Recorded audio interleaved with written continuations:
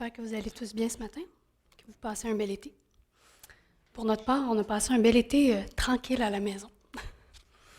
Donc, durant les 2 derniers dimanches, Stéphane nous a apporté un message sur Romains 16. Aujourd'hui, on va rester en bonne compagnie. Ça a coupé. On va rester en bonne compagnie de l'apôtre Paul, toujours dans l'Épître aux Romains. Et d'ailleurs, ça a coupé. OK, ça revient. Si au lieu de dire Romains, je dis Hébreu, pourquoi? Mon cerveau fonctionne mal ce matin pour ça. Donc, si je dis Hébreu, comprenez Romains. OK? Donc, on reste en bonne compagnie de l'apôtre Paul. On reste dans l'Épître aux Romains, mais on recule de quelques chapitres. Mais en guise d'introduction, laissez-moi vous parler d'un auteur québécois, un autre auteur que l'apôtre Paul. Donc, il y a quelques années, Pierre-Yves McSween, que vous connaissez peut-être, a écrit un livre qui s'intitule « En as-tu vraiment besoin ?» C'était un guide pour les dépenses familiales, pour apprendre à mieux gérer nos dépenses, mieux gérer nos finances. Et pendant le confinement, j'ai lu ce livre et parallèlement, je lisais Romains de Paul. Et tout en révisant les dépenses budgétaires familiales, parce que pourquoi pas mettre en pratique ce qu'on lit, je me suis posé la question suivante. Pourquoi pas mettre la fameuse question de McSween, à la vie chrétienne? Donc, Jésus, en as-tu vraiment besoin? En tant que chrétien, il est certain qu'on va probablement répondre oui, sans même hésiter, sans même y réfléchir.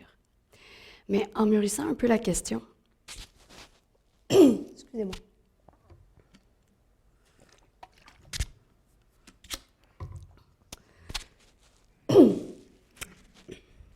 Donc, en mûrissant un peu la question, on peut comprendre la portée profonde du besoin que nous éprouvons d'avoir Jésus dans nos vies.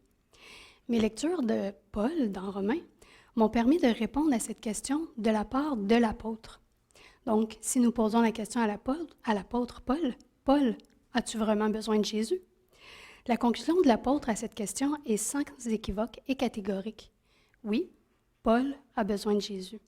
Et d'ailleurs, Paul s'inclut dans la communauté chrétienne qui suit les enseignements de Jésus. Et il nous apprend au chapitre 5 que oui, nous avons tous besoin de Jésus. Et nous pouvons voir l'inclusion de tous les chrétiens au chapitre 5 de Romains dans l'utilisation du pronom « nous ». Donc, Paul s'inclut lui-même, inclut les Juifs, les païens. Donc, nous avons tous besoin, en tant que communauté chrétienne, de Jésus dans nos vies. Nous sommes tous unis en Christ et cette union ne pourrait pas avoir lieu sans Jésus. C'est lui qui en est l'instigateur, c'est lui qui en est la tête. Et l'Épître aux Romains nous apprend que non seulement c'est à travers Jésus que nous sommes ensemble, mais c'est également par sa foi et sa fidélité que nous pouvons jouir d'une relation avec Dieu. Donc, nous avons besoin de Jésus pour vivre en communauté les uns avec les autres, mais aussi pour vivre en communauté avec Dieu. Et cette phrase que je viens de vous dire, donc le besoin que nous avons, on va la décrire un petit peu plus en détail à travers ce que je vais vous lire ce matin. Et donc, on va étudier une partie de l'Épître aux Romains, chapitre 5, versets 1 à 11, mais on va le faire en 2 dimanches. Aujourd'hui et la semaine prochaine, nous verrons que les versets expliquent qu'apporte la réception de Jésus dans nos vies. Et nous suivrons une structure que j'ai appréciée par sa simplicité et sa pertinence. C'est une structure qui provient de John Stott, qui est un commentateur évangélique bien connu. Plusieurs de ses livres ont été traduits en français, vous en avez peut-être même déjà lu. Donc, dans son commentaire aux Romains, ou peut-être dans un de ses commentaires aux Romains, il utilise une structure en 6 affirmations. Les résultats concrets de la justification que nous acquérons en Jésus. Justification, qui est une notion importante pour Paul, en fait, c'est une notion clé et structurante de son épître. Donc, dans un premier temps, nous allons étudier aujourd'hui les versets 1 à 8, qui sont en 4 affirmations, sous le thème de la réconciliation avec Dieu, permise seulement par la foi et la fidélité de Jésus.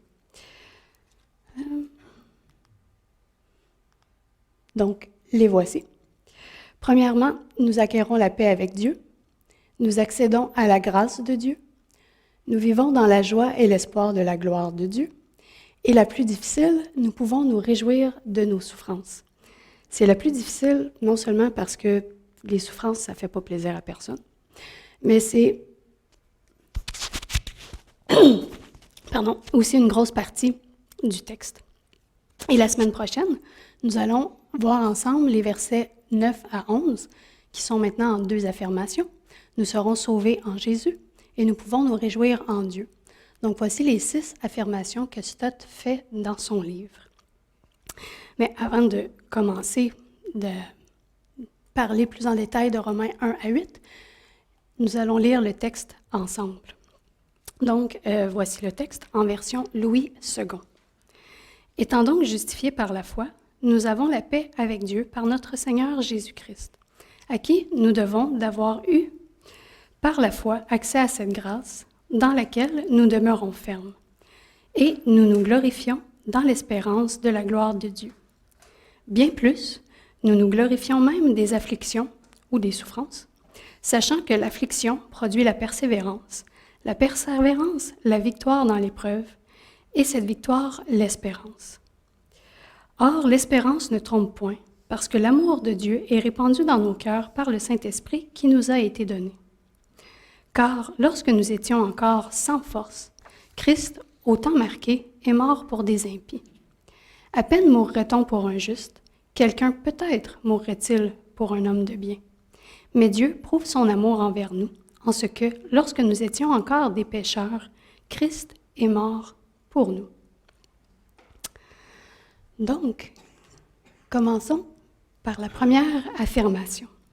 Nous acquérons la paix avec Dieu. On la voit au verset 1, et pour bien suivre la structure, je vais vous relire le texte verset par verset avant de vous parler de l'application, ou plutôt de l'affirmation de Stott. Donc, étant donc justifiés par la foi, nous avons la paix avec Dieu par notre Seigneur Jésus-Christ. Selon l'une des interprétations possibles, puisqu'il y en a plusieurs, la première partie du verset contient une déclaration sur notre foi. Donc, étant donc justifiés par notre foi. Et la deuxième partie témoigne de ce que nous acquérons par la foi de Christ. Par sa foi et son obéissance en son Père, nous avons la paix avec Dieu. Christ a inauguré le royaume de paix et de réconciliation annoncé par les prophètes. C'est Jésus qui rend la réconciliation possible.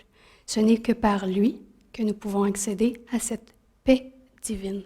Donc nous sommes justifiés par notre foi et Jésus, par sa foi, nous réconcilie. Nous avons donc vraiment besoin de Jésus pour se réconcilier avec Dieu et vivre dans la paix du Seigneur. Passons à la deuxième affirmation. Nous accédons à la grâce de Dieu, qui se lit au verset 2, la première partie du verset 2, à qui nous devons d'avoir eu, à qui nous devons d'avoir eu par la foi accès à cette grâce dans laquelle nous demeurons fermes. Donc, à travers Jésus, non seulement nous acquérons la paix, mais nous sommes aussi introduits à la grâce de Dieu. Il est notre porte d'entrée pour obtenir la grâce gratuite qui nous est offerte à travers son sacrifice à la croix. Et dans ce verset, il y a 2 verbes très importants à retenir. Accéder et demeurer. Dans le texte original, le verbe utilisé pour l'accès que nous avons à la grâce de Dieu signifie entrer en toute liberté, accéder gratuitement.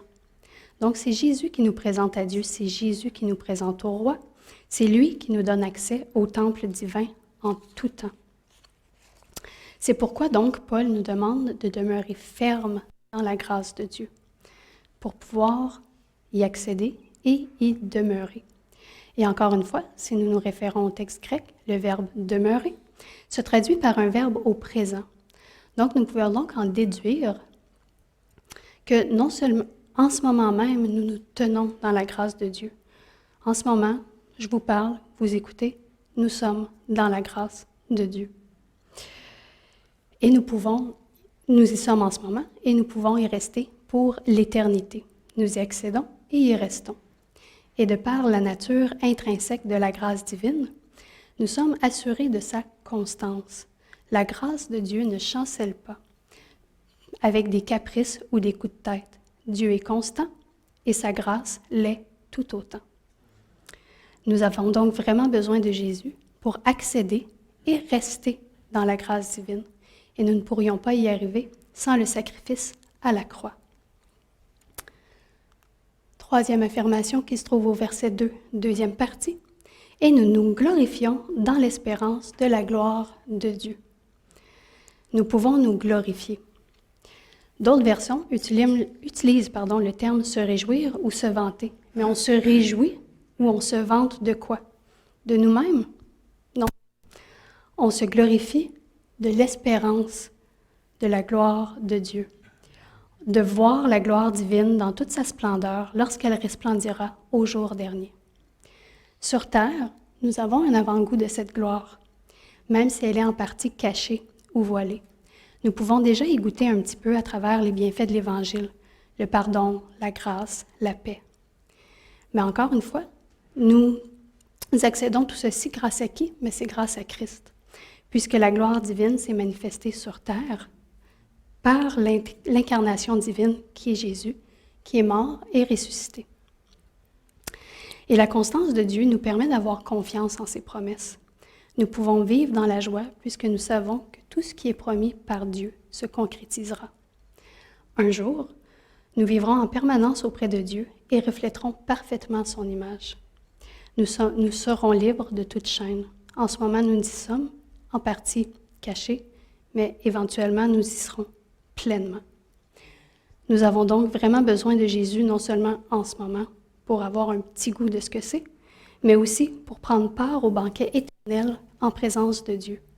Par Jésus, nous pouvons espérer en la gloire de Dieu. Quatrième affirmation, qui est la dernière pour aujourd'hui. Oh, OK. Nous pouvons nous réjouir de nos souffrances. Ouch! OK? Donc, c'est un gros morceau. Il y a plusieurs versets. Je vais les relire au complet, donc 3 à 8.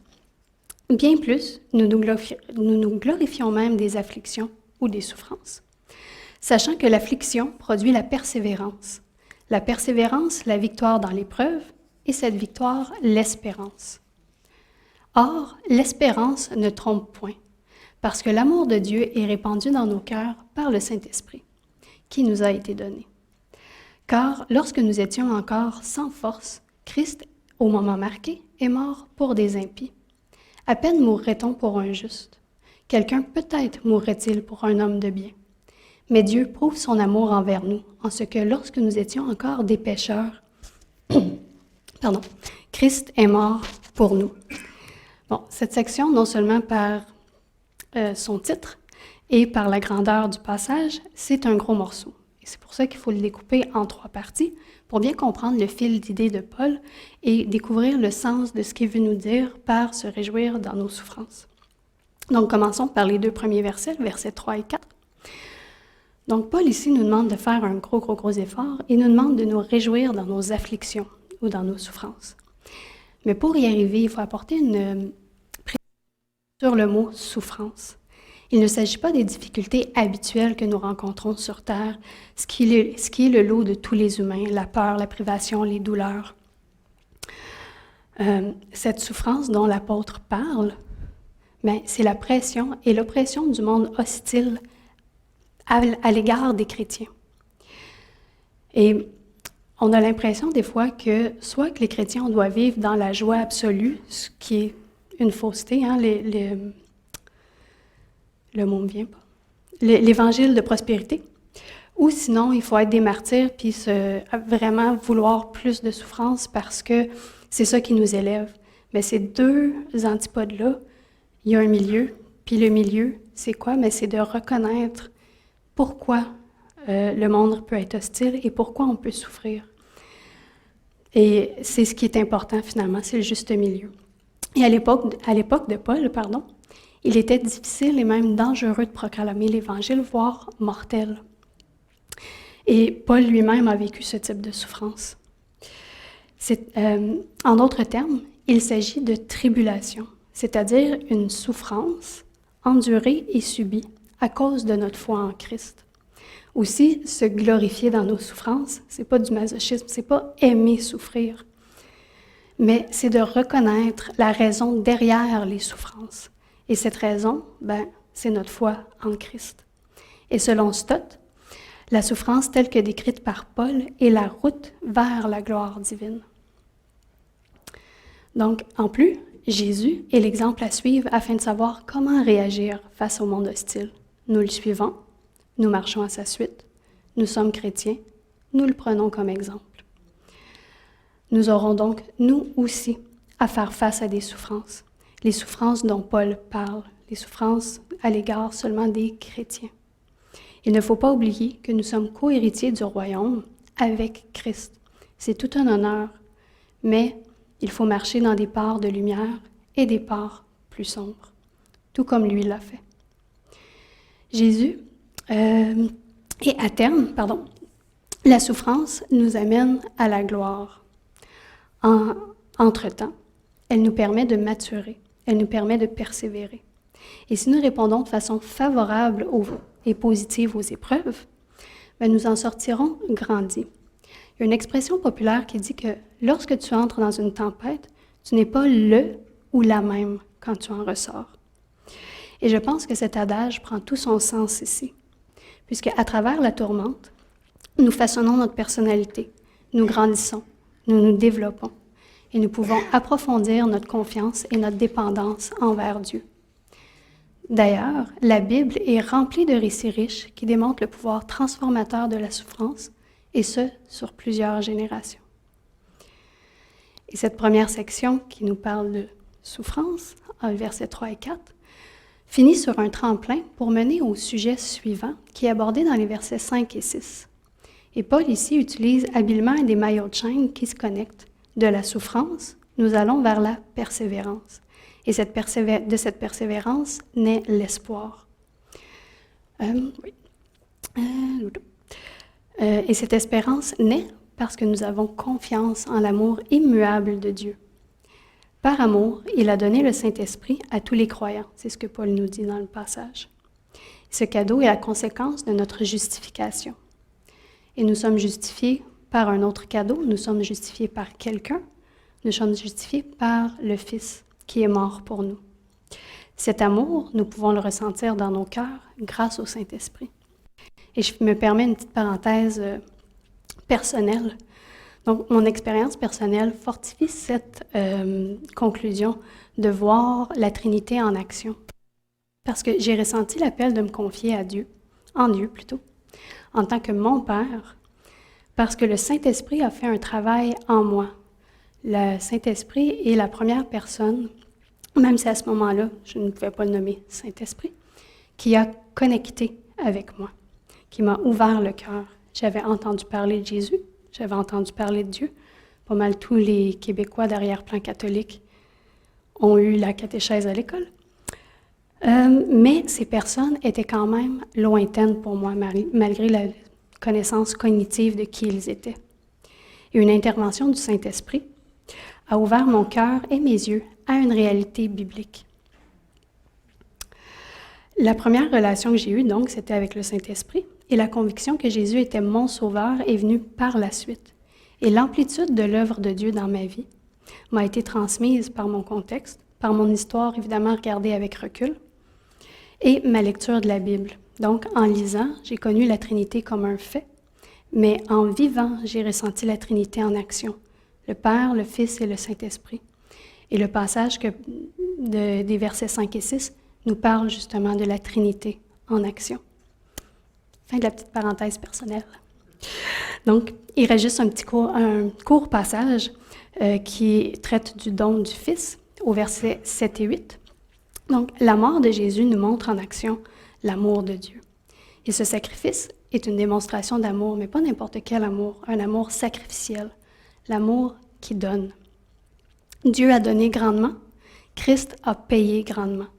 Il a pris le fardeau de nos fautes. La réconciliation est l'œuvre de Dieu par la mort de Jésus. Non pas parce que nous le méritons, mais parce qu'il nous aime. Il est dit, il nous a aimés le premier. Il est bien dit, lorsque nous étions encore des pécheurs, Alors, il nous aime avant même que nous pensions à lui. Dieu a fait le premier pas.